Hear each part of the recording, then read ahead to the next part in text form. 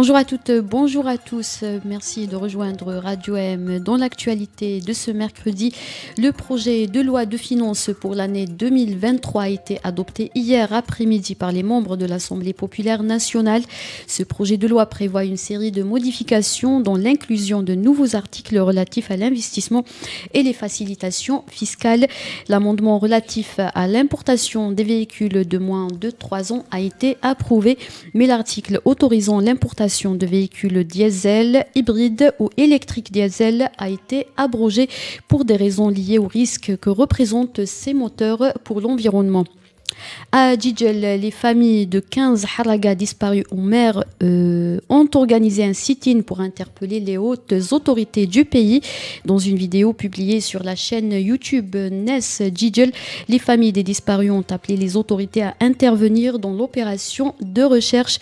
Selon eux, 15 haragas, dont des femmes et des enfants, sont portés disparus depuis 9 jours dans une opération d'immigration clandestine pour rejoindre les côtes espagnoles.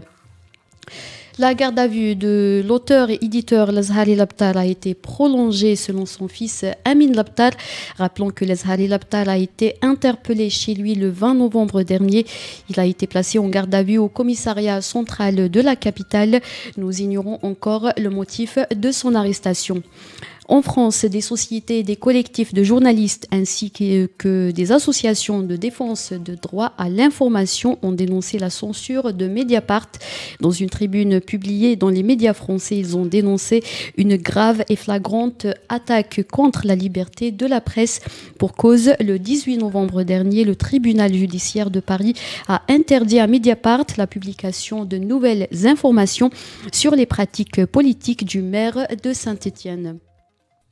En Turquie, un séisme d'une magnitude de 5,9 sur l'échelle Richter a frappé la province de Dosya dans le nord-ouest du pays à l'aube de ce mercredi.